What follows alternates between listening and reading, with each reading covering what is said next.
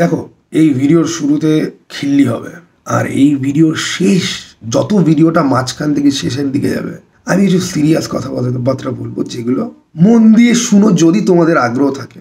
আমি কোনোদিন কাউকে বলি না আমার ভিডিও পুরো দেখো হ্যাঁ ত্যান, ওসব ন্যাকাচোদা আমি আমার দ্বারা হবে না, ঠিক আছে? তো প্রথমে কিছু কমেডি হবে হাসানোর জন্য, মুডটাকে হালকা করার জন্য। চলো শুরু করা যাক। আজকে আমি মারাত্মক খুশি, তাই আমি আমার বাথরুম থেকে ভিডিও বানানো শুরু করছি। বলেন কি? কারণ আমি এখন দেখো হেগে মুতে আমি এখন প্রিপারেশন নেব অডিশন দিতে যাওয়ার জন্য। কেন আমি জানতে চাই। কারণ একটা সিনেমার হিরোর এখন দরকার, বেঙ্গলি M16, ঠিক আছে? আমি জাঙ্গিয়ে ঝুলিয়ে রেখেছি, সমস্ত কাজ কমপ্লিট করে আমি এখান থেকে বেরোবো। এবং জিতু কামাল যেহেতু আর নায়কের চরিত্রে যেহেতু অভিনয় করছে না, সেই জায়গাটা ফাঁকা হয়ে গেছে। তো আমি আজকে অডিশন দিতে যাবো, ঠিক আছে? একটু বাদে আমি তোমাদেরকে অডিশনের রিপোর্টটা পর্যন্ত বলছি, ওকে? চলো টাটা, বাই। আমার যারা দেখা বাই। আমাকে নিল না গাইজ, আমি গেলাম অডিশন দিতে, আমাকে বললো তুমি ফেল, যাও নিজে জায়গায় গিয়ে বসো। চলো ফটো অন্য কারোর বাগানে গিয়ে ফুল হয়ে ওঠো। এই ডায়লগটা ভূতের ভবিষ্যতে ছিল। ওয়েট, চশমা পরে নি। তো আমি প্রথমে রক্তিমদাকে বললাম যে রক্তিমদা দেখো, যখন তুমি বলবে যে ইন্ট্রোডিউসিং হিরেমতি অ্যাজ দ্য হিরো, লোকে হাততালি দেবে। রক্তিমদা বললো না, কি বলবো, যাই হোক। আমি বললাম যে হিরোর ক্যাচ ফ্রেজ হবে যে দিন দিন যার অবনতি, হিরেমতির স্বর্ণজ্যোতি, ভিলেনদের করবে ক্ষতি, হিরেমতির স্বর্ণজ্যোতি, ভিলেনদের অবনতি, কারণ শহরে এসেছে হিরেমতির স্বর্ণজ্যোতি। রিল্যাক্স। কিন্তু এই কবিতাগুলো শুনে রক্তিমদা ইমপ্রেস হলো না। রক্তিমদা বলল ওলে লে লে লে লে লে লে, এসে গেছে শান্ত ছেলে। আমি জানি তোমাদের মধ্যে কিছু বাজে মানসিকতার লোক রয়েছে যারা ভাবছো যে আমি শান্তির ছেলে বলতাম। তাও সত্য। গোটা বাংলার জাতি একটা কথা জানতে চাই যে M16 অ্যাকচুয়ালি কবে আসবে, আদৌ কি আসবে? আমার মনে হয় পৌশালীর পরে সৃঞ্জয়দা সুপারস্টার হয়ে যাবে, তখনও M16 আসবে না। আমার মনে হয় মৃত সিনেমার পরিচালক বিশ্বজিৎ ঘোষ যে রিসেন্টলি বানিয়েছে আমি রবীন্দ্রনাথ 2, সে আমি রবীন্দ্রনাথ 3 নিয়ে চলে আসবে। অ্যাটলিস্ট বিশুকে দেখে শেখা উচিত। মানুষ পাগলা চোদা বলে, কেউ কেউ বুকা চোদা বলে, কেউ কেউ সারা দিন রাত উত্তাল বুকমাই শোতে গিয়ে বিশুকে গালাগাল দেয়। বিশুর সিনেমা নিয়ে মৌবানী সরকার পর্যন্ত পোস্ট লিখে যে তাকে লো গ্রেড ম্যানিপুলেশন করা হয়েছে। কিন্তু বিশুর সিনেমাটা হলে এসছে, নজরুল তীর্থতে চলছে, টাইমিংয়ের জন্য আমি যেতে পারছি না, কিন্তু আমি দেখতে যেতে চাই। What is animal? The real animal is here. তোমরা জানো দমদমে মেট্রো স্টেশনের বাইরে বিশুর কতগুলো পোস্টার পড়েছে? আমি সেদিনকে কাউন্ট করছিলাম, 5-5খানা পোস্টার পড়েছে। সেইখানে একটা লোক এরকম ভাবে দাঁড়িয়ে আছে, ডোয়ান্দা জঞ্জন পর্যন্ত লোকটাকে দেখলে পরে লজ্জা পেয়ে যাবে। বিশু নিয়ে চলে আসবে আমি রবীন্দ্রনাথ 3, আমি রবীন্দ্রনাথের ট্রিলজি হয়ে যাবে, কিন্তু তখন অব্দি আমাদের বেঙ্গল পুলিশ M16 আসবে না। এটা কি মানা যায়? যে এটা কি মানা যায়? মানা যায়? মানুষ সাধারণত সিনেমাতে টুইস্ট দেয়, কিন্তু রক্তিমদা আমাদেরকে সিনেমা বানানোতে টুইস্ট দেয়। এইটা আমরা জানতাম। M16 Bengal police chapter 1 may be the only cinema যেটার 4খানা টিজার আছে। নতুন কিছু বল। 5খানা অ্যানাউন্সমেন্ট টিজার আছে, 6খানা ফেসবুক পোস্ট আছে। ইস, মিথ্যা কথা। সঠিক বলেছে। 7বার হয়তো কাজ চেঞ্জ করা হয়েছে। মিথ্যা কথা, আমি বিশ্বাস করি না। কিন্তু আজ অব্দি সিনেমাটা এলো না। হিরোরা সরে দাঁড়ায়। সরে কেন দাঁড়ালো? এই ব্যাপারে আমার একটা থিওরি আছে। এই সিনেমাতে রয়েছে একজন লেডি সুপারস্টার, যিনি একজন নামকরা ইউটিউবার, যাকে ডিরেক্টররা তার ফিল্মে সাইন করানোর জন্য পাগল হয়ে যাচ্ছে। যে একজন ইউটিউবার হয়ে দিনে 20টা ইউটিউব ভিডিও বানানোর পরেও সে 3খানা সিনেমাতে চান্স পেয়েছে। আমাদের লেডি সুপারস্টার পৌশালীদির লাস্টের সিনেমা ছিল একটু সরে বসুন। আচ্ছা, পৌশালীদি কি ভুল করে জিতু কামালকে গিয়ে কোনো সময় বলেছিল দাদা একটু সরে বসুন? জিতু কামাল এত বড় ফেমিনিস্ট মানুষ, একটু সরে বসতে বলেছে, সেই রিকোয়েস্ট রাখতে গিয়ে পুরোটাই সরে বসেছে। সরে বসেনি, সরে দাঁড়িয়েছে, যে জন্যে পুরো ফ্রেম জুড়ে এখন আমরা শুধুমাত্র পৌশালীদিকে দেখতে পাবো। আমি রক্তিমদাকে একটা কথাই বলতে চাই যে লেডি সুপারস্টার এই নাম দিয়ে তুমি এই সিনেমাটা তুমি বানিয়ে ফেলো, শুধুমাত্র পৌশালীদিকে রাখো, পৌশালীদির হাতে বন্দুক দাও, এক হাতে দাও দা, পেছনে 10খানা হাত লাগাও, কারণ পৌশালিদি সত্যি মা দুর্গা। পৌশালিদি ইউটিউব জগতের মা দুর্গা ভাই। একজন মহিলার দিনে 20টা করে ভিডিও তৈরি করতে পারে, 10টা করে 12টা করে সমস্ত রকম টপিকে। She is the only heroine we are going to see from now on. Okay, Kamleshwar মুখার্জির মতো প্রথিতযশা ডাইরেক্টর পর্যন্ত পৌশালিদির সঙ্গে কাজ করে। আমি এখন অবধি একটু সরে বসে ওটা দেখার সুযোগ পাইনি। আমার সত্যি বলছি, জেনুইনলি বলছি, মন থেকে বলছি, আমার দেখার ইচ্ছা আছে, কিন্তু আমার দেখার এখন অবধি সুযোগ হয়নি। দেখেই বলবো, ঠিক আছে? নাম নিয়ে একটু মজা করলাম, সিনেমাটা নিয়ে খিল্লি ওড়াচ্ছি না। যেটা দেখি না সেটা নিয়ে আমি মজা করি না। ওকে, আমি একটা ভালো ছেলে, and this is a comedy, try to understand. But যদি কেউ অফেন্ড হয়ে যায়, রেগে গিয়ে গালাগালি দেয়, তাতে আমার বাল ছেঁড়া গেল।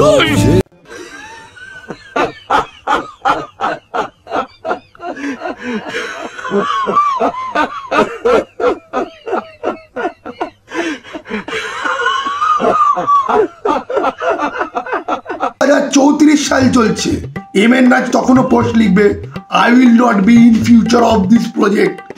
দেন লিখবে, হিরোরা চলে গেল কারণ হিরোদের মধ্যে ইনসিকিউরিটি রয়েছে।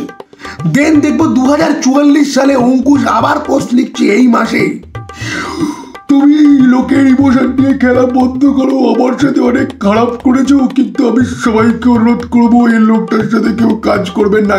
কেউ इस प्रकार की बचकाना बातें किसी के गले नहीं उतरती, लोग मजाक उड़ाते हैं। কারণ নাম না নিয়ে সবাই সবাইকে ঠুকে বেড়াবে। আরে বাবা মা ভালোবেসে নাম দিয়েছিল, তোমরা নাম নিয়ে লড়াই করো। সবাই বুঝতে পারছি আমরা কে কার সাথে লড়াই করছো, আমরা দেখে তো পাচ্ছি এবি মজা। একই মজা সিনেমা বেরোনো করে কোন সিনেমার এরকম দম হয় বলো তো? লোকে সিনেমা দেখে মজা পায়, এখানে সিনেমার announcement, cast change, production change, director change, hero change, হিরোর ফেসবুক পোস্ট থেকে মজা পাচ্ছে।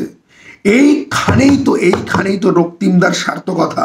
একটা মানুষ যে সিনেমা বার করতে পারলো না, শুধু সিনেমার অ্যানাউন্সমেন্ট দিয়ে লোককে এরকম এন্টারটেনমেন্ট দিতে পারে, কজন পেরেছে? হ্যাঁ, সবাই রক্তিম চ্যাটার্জিকে ফেক ফ্রড বলো। তবে হ্যাঁ ভাই, লোকে ফেক প্রডিউসার, ফ্রড প্রডিউসার অনেক কিছু বলে তো। আরে রক্তিমদার ব্যাপারটা তো ঠিক আছে, চলো, যা হচ্ছে ওপেনলি হচ্ছে। ফেক আর ফ্রডের কথায় যদি আসি না, আমি খালি ফ্রড কেন বলে ফেলছি, this is like IT effect, ঠিক আছে? মানে সারাদিন ফ্রড এনভায়রনমেন্টে কাজ করতে করতে খালি কোথায় মুখ দিয়ে ফ্রড বেরিয়ে যায়। The thing is fraud. ভাই রক্তিমদাকে নিয়ে অনেকে তো অনেক কথা বলে, এবং মোস্ট অফ দ্য কথাই বাজে কথা, এবং আমি অনেক কথার সাথে এগ্রিও করি, ঠিক আছে? But the truth is far more bitter than this. শুধু তার যদি প্রবলেম থাকতো না তাহলে হয়ে যেত, বাট প্রবলেম যে কোথায় কোথায় আছে সেগুলো যদি বেরোয়, কিছু লোকের তো ভাই রাস্তা দিয়ে বেরোনোর অতিক্রম থাকবে না। আমি সেই দিনটার জন্য ওয়েট করছি। রিসেন্টলি একজন ইউটিউবার গতকালকে ভিডিও বানিয়েছে না, কোল্যাটারাল ড্যামেজ হয়ে যাবে যদি মুখ খোলে। ভাই দেখো, সিনেমাটা আসবে কি আসবে না প্রডিউসারের চিন্তা। প্রডিউসার তো আর মানে আমাদের থেকে ক্রাউড ফান্ডিং করে তার সিনেমা বানাচ্ছে না, তার পয়সা, তার মান সম্মান, তার ইজ্জত। কিন্তু ভাই এই সিনেমার ব্যাকড্রপে কিছু গল্প আছে, সেই গল্পগুলো যদি লিক হয়, কিছু ইউটিউবারদের ভালো রকমভাবে ফাটবে। আমি অনেক কিছু জানি, কিন্তু বলার পারমিশন নেই বলে আমিও বলছি না, ঠিক আছে? আর সবসময় কেন নিজে থেকে ঝামেলা আমি করতে চাইবো? আগে উঠুক, তারপরে কথা বলবো, ঠিক আছে? যখন খেলা হবে না, এই খেলা বিশাল নোংরা একটা খেলা হবে, কারোর কোনো আইডিয়া নেই ঠিক কতটা নোংরা এই খেলাটা হতে যাচ্ছে।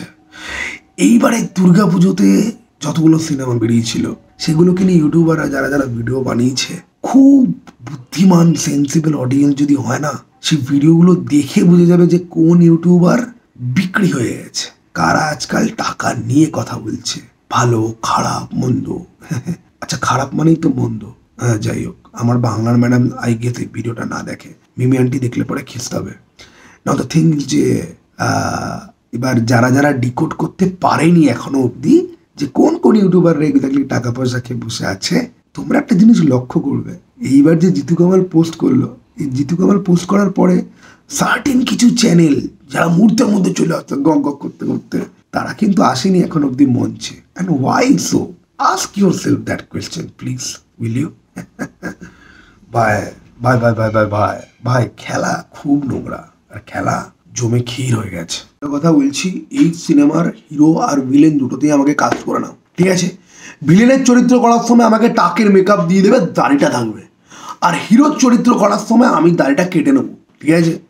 দাড়ি কাটলে হিরো, চুল কাটলে জিরো। যদিও আমার মা বলে যে দুটো দিয়ে আমাকে ভিলেনই দেখতে লাগবে, ঠিক আছে?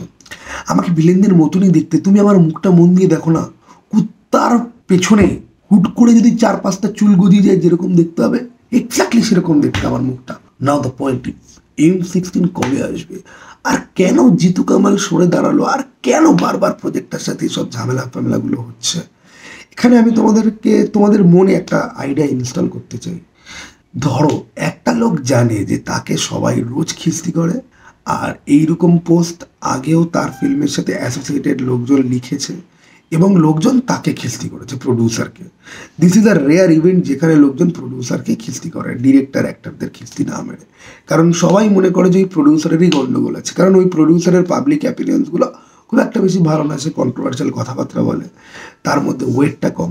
কিন্তু একটা জিনিস জাস্ট খালি মাথা লাগিয়ে ভাবো, সত্যি কি সে জেনে বুঝে বারবার নিজের পায়ে কুড়ুল মারার ট্রাই করছে, নাকি ফাইনালি কেউ তার বাজে রেপুটেশন আর বাজে ইমেজের ধান্দা নিয়ে, ফায়দা নিয়ে তাকে অ্যাকচুয়ালি কোপ মারছে? What the hell is going on? তোমরা জিনিসটাকে না ব্যাক ট্র্যাক করো, ব্যাক ক্যালকুলেশন করো, আর বোঝার চেষ্টা করো। একটা লোক যে জানে খুব ভালো করে যে কিছু হলে পরেই তাকে খিস্তি মারা হবে, সে তো পয়সা লাগাচ্ছে, সে টিজার নিয়ে এসছে, যদিও সেই টিজারটা বাজে। সেই টিজারের মধ্যে ব্যাটম্যান 2022-এর মানে 2022-এ একটা ব্যাটম্যানের সিনেমা বেরিয়েছিল, সেই ব্যাটম্যানের সিনেমার মাঝখানে একটা কার চেস ছিল, সেইখান থেকে স্টক ফুটেজ তুলে ইউজ করেছে, কাইথি থেকে স্টক ফুটেজ তুলে ইউজ করেছে টিজারের মধ্যে। আমি দেখেছি, আমি দুনিয়ার সমস্ত অ্যাকশন সিনকে স্লো মোশনে দেখি, তাই সমস্ত অ্যাকশন সিন আমার মাথার মধ্যে পুরো ছাপা হয়ে থাকে। কেউ একটুও যদি ছাড়ে না কোথাও থেকে, আমি ধরতে পারি, ঠিক আছে? তোমরা চেক করে দেখবে, একটা লোক পয়সা দিয়ে টিজার বানাচ্ছে, এডিট করাচ্ছে, সিনেমার অ্যানাউন্সমেন্ট করাচ্ছে, just to do all this thing over. Like Jitu Kamal বেরিয়ে গেল, এর আগে কিঞ্জল নালদা লিখে সেও বেরিয়ে গেছে, এর আগে অন্য হিরো ছিল তারাও বেরিয়ে গেছে। বারবার কি প্রডিউসারেরই প্রবলেম, নাকি হিরোদের মধ্যেও কিছু সমস্যা আছে? অপরাজিত করেছে জিতু কামাল, খুব ভালো করেছে, খুব প্রশংসা পেয়েছে, মানুষ ভালোবাসে, ওকে। দেন জিতু কামাল জিতের সাথে কাজ করেছে, জিতু কামালকে প্রচুর মানুষ ভালোবাসে, কিন্তু সবসময় আমরা যেটা দেখতে পাই সেটাই কিন্তু সত্যি হয় না। কয়েনের এপিটও থাকে, কয়েনের ওপিটও থাকে, ওকে। অঙ্কুশ বারবার যে পোজ যে করে, সেটা কি তোমরা মনে করো যে একটা যা সরল ইনোসেন্ট ব্যাপার, যে এটা একটা পাঙ্গা নেওয়ানেই চলছে, এর মধ্যে আর কোনো রকম কোনো মতলব নেই? দেখো, বাংলা সিনেমার ইন্ডাস্ট্রিতে কিভাবে কাজ হয় তোমরা অনেকেই জানো না, তোমরা নর্মাল অডিয়েন্সরা জানো না। বাট তোমরা আরও যে জিনিসটা জানো না সেটা হচ্ছে কি, যে তোমরা যদি জানতে পারো না যে অ্যাকচুয়ালি কী চলে ইন্ডাস্ট্রিতে, তোমরা কোনোদিন আর বাংলা সিনেমাতে এমনি লোকে দেখে না, যারা দেখে তারা চিরকালের মতো মুখ ঘুরিয়ে নেবে। আর আমি যদি সেই সব কথা যদি বলি ওপেনলি, যে কি চলে, কিভাবে এখানে কাস্ট হয়, কিভাবে এখানে অডিশন হিরো সিলেকশন, কেন সার্টেন প্রজেক্ট আর কোনোদিন আসে না, কি প্রবলেম হয়, কোন প্রডিউসার, কোন ডিরেক্টর, কোন সুপারস্টারের কি কি খ্যাচ রয়েছে, তাহলে কিন্তু তোমরা নিতে পারবে না। আর আমার বাড়িতে অনেকগুলো এই অ্যালবাম কোর্ট থেকে এত ভিড়ে মতি স্বর্ণয়ুথি এক রাতে শেষ হয়ে যাবে, সেই জন্য চুপ থাকতে হয়, ওকে। দুলকের সলমানের ওয়েব সিনেমাটার মতো চুপ, ওকে। দ্য থিং ইজ, ভাই এই তামাশা তো হতেই থাকবে, ওকে। বাট একটা জিনিস বুঝো, এই প্রডিউসার এখনো অব্দি অনেক জিনিসপত্র হারিয়েছে। সত্যি কি সে বারবার নিজের দোষে হারাচ্ছে, নাকি লোকজন ফাইনালি তাকে টেকেন ফর গ্র্যান্টেড নিচ্ছে?